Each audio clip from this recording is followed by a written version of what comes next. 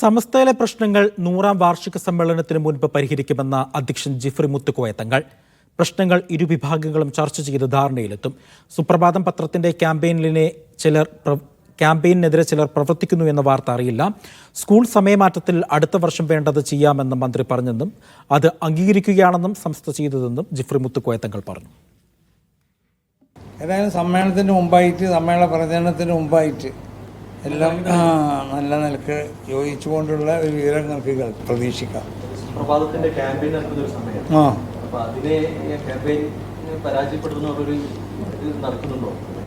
അല്ല, ഞങ്ങളുടെ ശ്രദ്ധയിൽ അങ്ങനെയൊന്നും വന്നിട്ടില്ല. അതൊന്നും നമ്മളെ ബാധിക്കൂല. അല്ല, അങ്ങനെ ഉണ്ടെങ്കിൽ ഒന്നും ബാധിക്കൂല എന്ന് പറഞ്ഞില്ലേ. സുപ്രഭാതം അതിൻ്റെ വഴിക്ക് പോകും. സ്കൂൾ സമയമാറ്റത്തിലൊക്കെ പൂർണ്ണമായിട്ട് അല്ല, അത് മന്ത്രി നമ്മൾക്ക് ഓരോരുത്തർ ഉറപ്പ് പറഞ്ഞാൽ അത് വിശ്വസിക്കലാണ് നമ്മളെ പണി. യൂനസ് ഉണ്ട് വിവരങ്ങൾ നൽകാനായി. യൂനസ്, വിശദാംശം. അജി, സമസ്തയുടെ മുഷാവറ യോഗമാണ് ഇപ്പോൾ ചേളാരിയിൽ നടന്നത്. ആ മുഷാവറ യോഗത്തിൽ പ്രധാനമായി വന്നത് സമസ്തയിലെ തർക്കം തന്നെയാണ്. കഴിഞ്ഞ 4 ദിവസം ഒരു തർക്ക പരിഹാര സമിതി കോഴിക്കോട് ഒരു യോഗം ചേർന്നിരുന്നു. അതിൽ പ്രധാനമായിട്ടുള്ള ഒരു തീരുമാനം CIC-യുമായുള്ള ഒരു തർക്കമാണ്. ആ തർക്കത്തിൽ സമസ്ത 9 നിർദ്ദേശം CIC-ക്ക് നൽകിയിരുന്നു.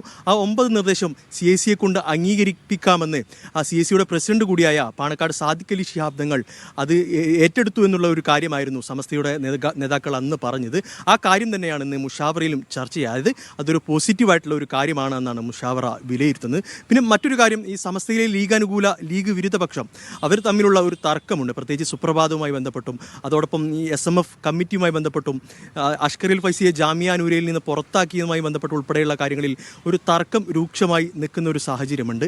ഇത് ഈ നേതാക്കൾ തന്നെ, ലീഗ് അനുകൂല, ലീഗ് വിരുദ്ധ നേതാക്കൾ തന്നെ ഈ പ്രശ്നങ്ങൾ പരിഹരിക്കണം, ഒരു ധാരണയിലെത്തണം, അവർ ചർച്ച നടത്തണം എന്നുള്ള തീരുമാനമാണ് സമസ്ത നേതൃത്വം നേരത്തെ എടുത്തത്.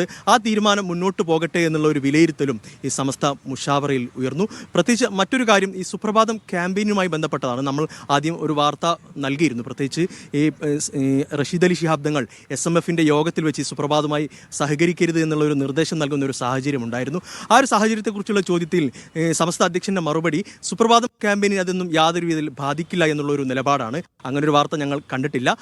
അത് സുപ്രഭാതത്തിനെ ബാധിക്കില്ല എന്നൊരു നിലപാടാണ് സമസ്തയുടെ അധ്യക്ഷൻ എടുത്തത്.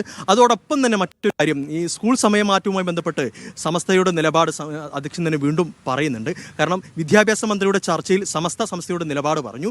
അന്ന് വിദ്യാഭ്യാസ മന്ത്രി സമസ്തയോട് പറഞ്ഞത് ഈ ഒരു ചർച്ച അടുത്ത വർഷം ചർച്ചയാകാം, ഈ ഒരു വിഷയത്തിൽ അടുത്ത വർഷം ചർച്ചയാകാമെന്നാണ് സമസ്തയോട് ഈ വിദ്യാഭ്യാസ മന്ത്രി പറഞ്ഞത്. കഴിഞ്ഞ ദിവസം മലപ്പുറത്ത് വിവരങ്ങൾ നൽകിയത്.